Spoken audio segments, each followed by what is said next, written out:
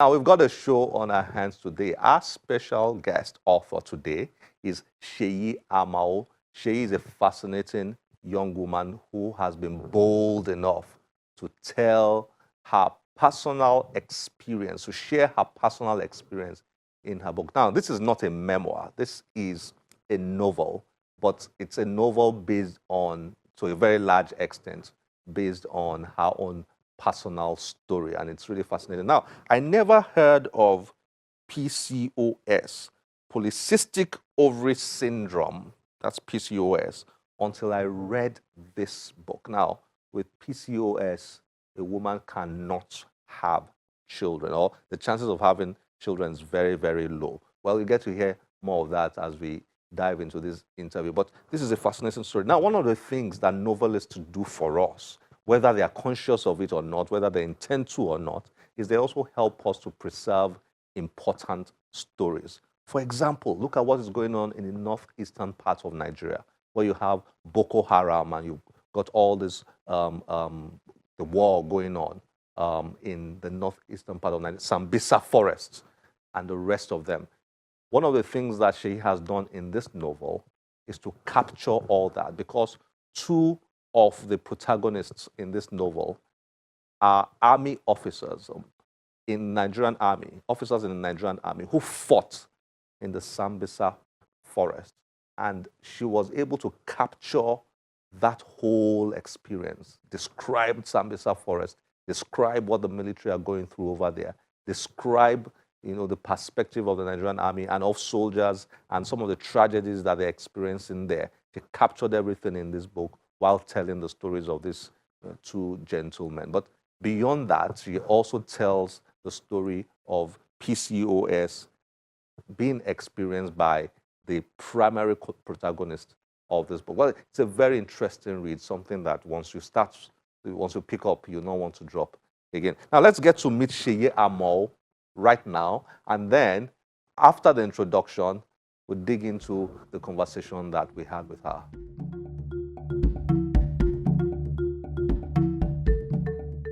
Seyi Amao has lived and worked across 3 continents and has over a decade of professional experience in brand development, communication, and strategy implementation. She is a fashion entrepreneur and an activist for women's reproductive health. Bolatito is her debut book, and in this touching novel, Seyi tells a story that amplifies the power of love, friendship, and the challenges of experiencing polycystic ovary syndrome, PCOS.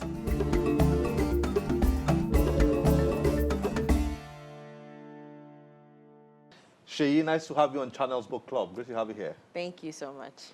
Great. Well done. Bolatito. Now, you do a lot of things. Daytime, like financial services person. Yes. And then you do voiceover, you do fashion, you do... How do you cope with all that? And then, now you're a writer. Yes. I don't know. I think one of the funniest nicknames I've heard for myself is an octopus, like literally hands in everything. Hands. Yes. So. Now, what was it like writing? My understanding is it doesn't matter what you've achieved in this world. Writing is a whole different ball game. It's a different ball game, and I can't even claim all the credits to myself. The publishing, I worked with an independent publishing house, and they literally coached me through the process. I brought my story, we would rewrite. I mean, I thought it was going to be straightforward. I mean, this is a story that's been on my heart for like maybe over 2 years, and I was hoping that, okay, I wrote my synopsis, I had my first draft, but then there were a lot of rewrites that happened in the process, and I was like, God. Crazy. How many drafts did you... Now, I mean, what is it like being a novelist? I don't know. I think I'm still coming to understand what that feels like. I mean, it's great to see something you've worked so hard on, be birthed, and then different people kind of come back with their own perspectives on the story you wrote. I mean, I've been very intrigued by everyone's interpretation of the characters and, You know, so for me, it just feels like, okay, this is something I had to give, you know, to a situation that I wanted to give voice to, and it's finally out there. So that's why I said I think I'm still discovering that whole That whole process. thing. Yes. Tell me what it feels like. You know, the power of a writer, of a novelist, the power to create characters, to create scenarios, to create environments. You know, what's that like? Okay, I don't even know where to start from. Okay, so for me as a person, I'm generally someone that enjoys character building. Even when I studied economics, and the part of economics I loved was behavioral economics. I love to see why people do what they do. My dissertation was on stock market behavior. Why do traders behave the way they do? So being a novelist, I think this is just another aspect of a passion that I realized that I love people. So I love to see different scenarios of why did they do what they did. I mean, one of my favorite tropes of people is a beautiful psychopath. This is going to, maybe I might write a story about that, because it's almost like you're seeing someone that looks so beautiful, but then his mental inner working is not okay. So it's completely different. So I like to know, why did he do that? What were so whenever I'm watching stories and everything like that, I always like to get behind the character. What were the things that informed, you know, this person that they've become? So that was one of the things I enjoyed about creating these characters. We'll come back to your characters very soon. But Bolatito, Bolatito. Well, when I first saw your book, I thought it was a children's book. You know, because you know, it was one of the many books I got at the same time. Yes. So I really didn't read. I just boom, boom, boom, boom, boom. So I filed it at the back of my head, and I thought it was a children's book. But when I got to reading it, and I took it, and I saw a novel, I said, oh, okay. And I began to read. Fantastic. Well done. Good job you did. Thank you so much. Good job you did. Now, let's dig in a bit for viewers out there who don't know what you have. I mean, what's this book all about? The story. And then I will ask you later on what inspired you. But let's get the story out there without telling it all. Yes. Because we want people to read this, okay? So, what's the story of Bolatito? Okay. So in general, it's just, best way I can describe it is two people going through a situation and having a chance encounter that changes their life. Bolatito is the main character of the story, and she's a woman going through self-defeat, and in the most unlikely place, she finds a path to healing. So for me, yes, you said it's true. When you see the cover, you think, oh my God, this might look like a child's. And I mean, in hindsight now, looking back, I know what I was thinking in terms of what I wanted to depict, because as you read the story and you go back to the cover, I'm kind of like that kind of person. I like to look and find clues of different things in the story. So that was what I kind of put different clues there. So a lot of people would come back to me and say, by the time they were done reading the book, they will start rubbing the cover. They just find themselves rubbing the book, you know. So that was the feeling I wanted to get, that, you know, the subtitle is "The Heart of a Child Brings Healing." So sometimes there are situations we're going through in life that you need to connect to that inner child to kind of find your way back to even who you are and even where you can start to build from. So Bolatito is really about a woman finding her way back. But then there are other characters as well. Okay, I know you don't want to reveal all, but let me reveal a bit more for viewers out there. So Bolatito is a woman that was abused. Yes. Has a very abusive marriage. Then, through chance, she meets a 12-year-old girl called Ifunaya in a hospital. Ifunaya's mom is late. Yes. Ifunaya's dad is a military officer who is at the war front fighting the Boko Haram insurgency war in northern Nigeria. Am I correct so far? Yes, perfect. Now, so Ifunaya and Bolatito develop this very rare, unusual friendship, you know, that became very, very special. And then, so goes the story.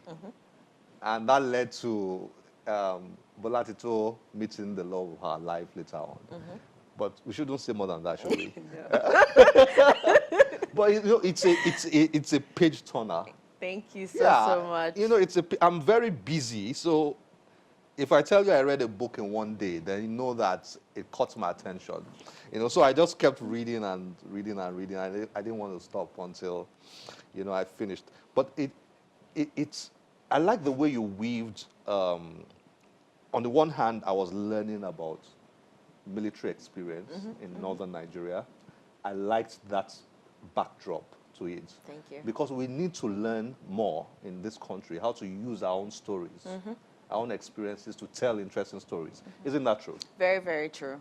Because it's one of the feedbacks I got is some people say, yeah, we think about the military fighting, but we don't get to think about their families. We don't get to think about what kind of sacrifice they're making, and even how does it even work when they even get to that, to the war front and that entire process. For me, I grew up in a military family, so I know what it feels like to have my dad away, like, and then my mom be the one, you know, holding up the household. Even my husband too, for his own mom had 3 sons, and she had to be the one kind of, his mother had to be the one kind of holding ground. So I remember there are days when my dad has been posted on an assignment and my mom is just praying non-stop, you know. So That nothing should happen to him. that nothing should happen to him. And for me growing up, I mean, I didn't understand. I just knew, oh, daddy is special because he's doing something for the country. But, you know, I'd like to have daddy home more. Yeah, You know, if yeah. you think about it, you know, a child, you want to see your dad.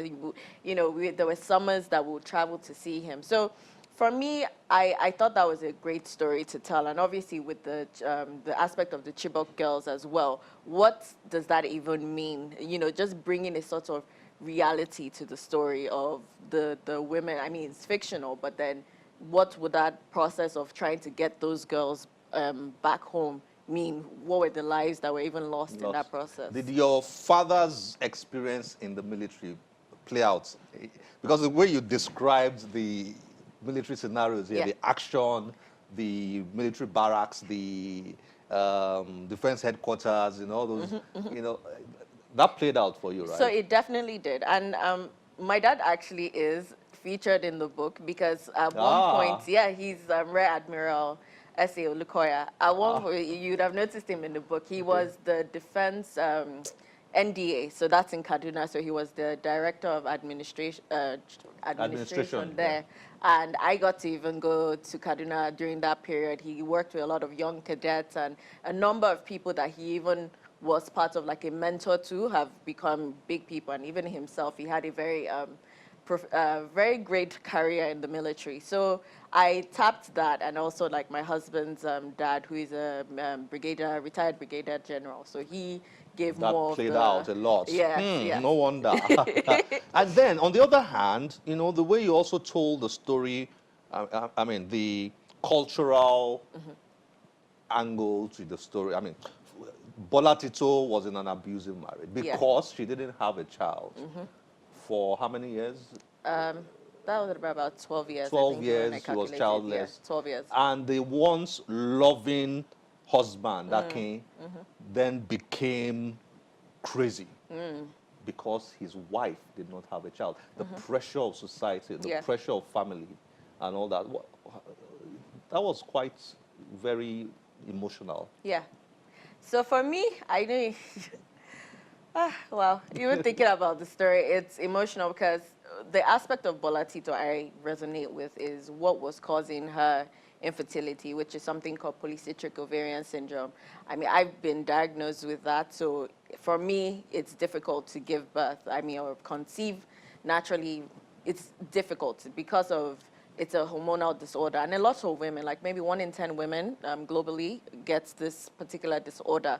So I've set up a support community, and I have different women, and different women bring different stories to me. So Akin's story is even a reflection of something that even happened this year with one woman in my community. Her husband threw her out at church, and she had no money, and he was saying, oh, she was promiscuous in university, and that's why she can conceive. He doesn't understand that it's not her fault that she has been diagnosed with polycystic ovarian syndrome. It can happen to anyone where they don't even have a cure for it or know what causes it. It's a mutation, basically. Yes, there's the infertility aspect, but then there's also a chance that you can get cancer, you can get diabetes, you can get all sorts of, horrible situations if you don't take certain steps to start making your life better. But you can only take steps when you feel free to talk about these things. So yeah, so that for me was really, really crucial and what I wanted to pass on in this story.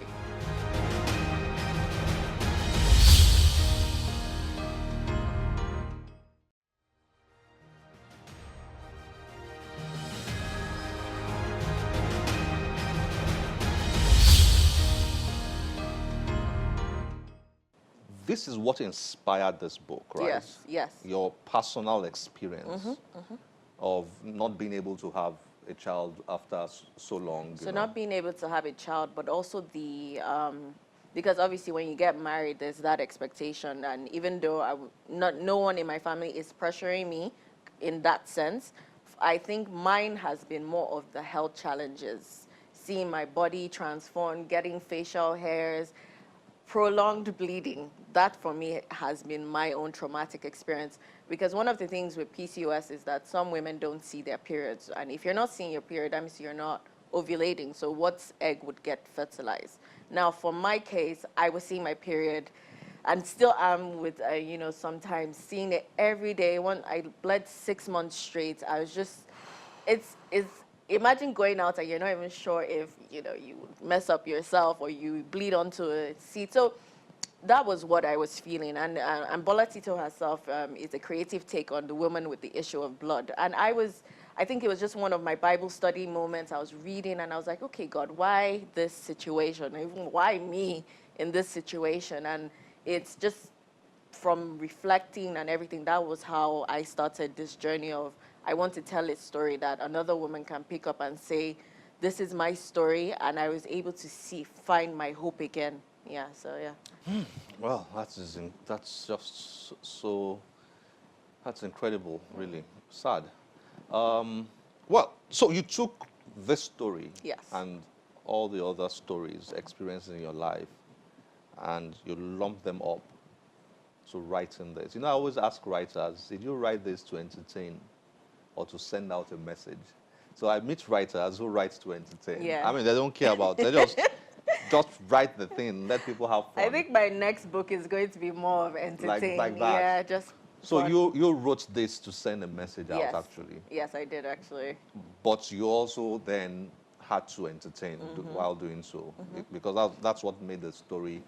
Yes, because, sorry to cut you, because I could say, okay, it's a message, but then in my message, I also want to remind people about finding joy in very difficult situations. So there has to be that fun, lighthearted part. I mean, the book is heavy. It does have heavy things, but I believe the resolution of the story in itself almost makes you feel like, it's almost like you've been holding your breath, but then it's like, okay, yes. So do you want to tell them whether it has a happy ending or a sad ending? Or you want to leave them hanging? It's a good resolution. You want to leave them hanging? I think it's a good resolution. So I'll leave you hanging. Shay, thank you very much for joining us on Channels Book Club. It's been a pleasure. Thank you so much for having me. Great to have you here. Well done. Thank you.